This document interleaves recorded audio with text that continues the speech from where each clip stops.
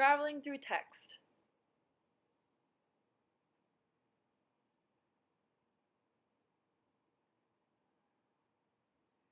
by Emily Miller.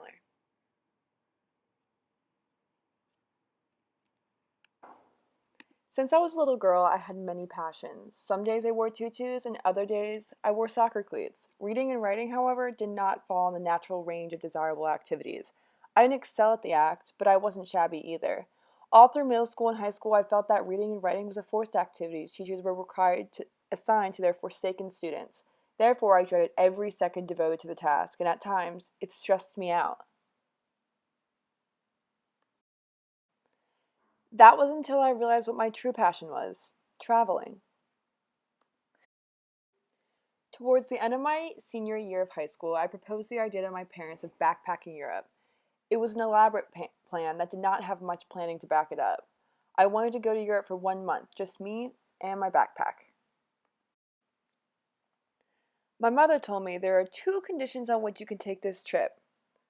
One was manageable, but the other was, well, challenging. The conditions were you must pay for the trip on your own, and for every country that I wanted to visit, I had to read a novel that takes place in that specific country. And for most high school students, the concern would have been the money, but for me, it was the reading. My eyes drooped, and everything that day seemed to smell sour.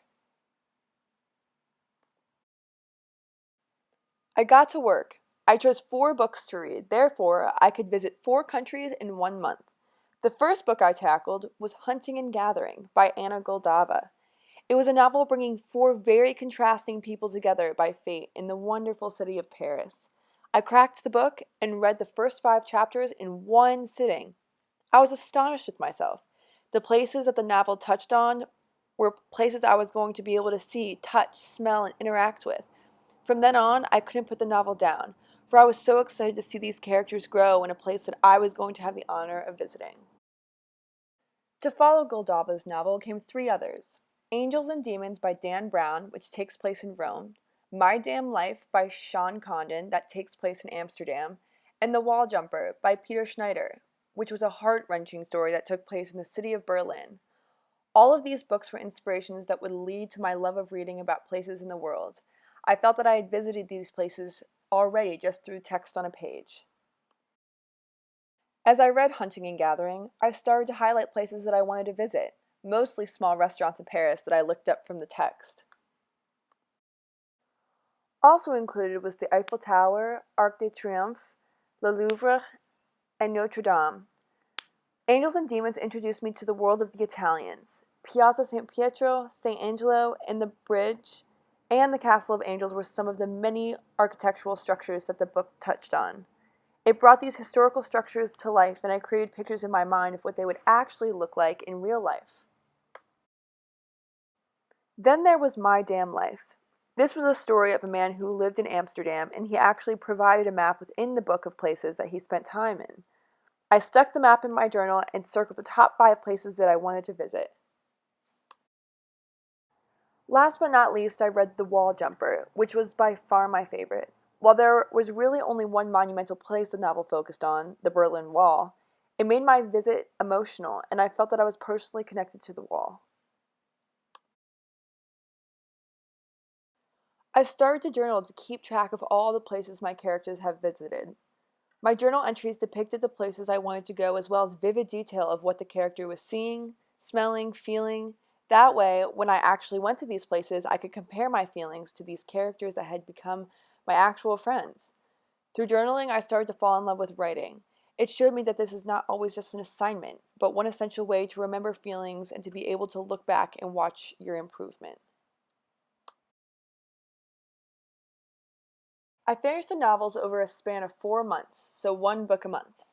I had also saved the money and was able to take the trip of a lifetime, where I would learn not only about the background of my characters, but I would learn about myself and the history of cultures that I knew nothing about. So I packed my backpack, which contained my 4 books and journal, and flew all the way across the world. Books in hand, I was off to see my many sights. I started in Rome, continuing on to France, Germany, and then the Netherlands.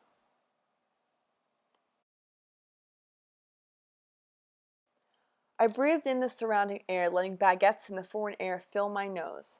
I wrote my own book over the course of my trip, a reflection of the feelings I was having at each place. Some days I was so exhausted I couldn't even think, so I wrote that. Writing gave me access to vent my feelings towards structures that took my breath away. I will never thank my parents enough for forcing literature upon me. The 5 months that I devoted my time to getting hypnotized by literature were the best 5 months spent so far in my life. It gave me the ability to grasp how lusty literature is and what an effect it can actually have on your life.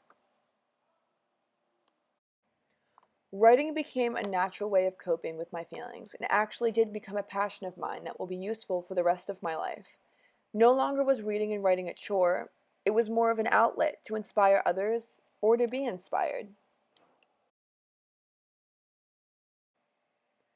Traveling through a book is now one of my favorite pastimes. I now read books about places that I will one day, hopefully, get the pleasure of visiting.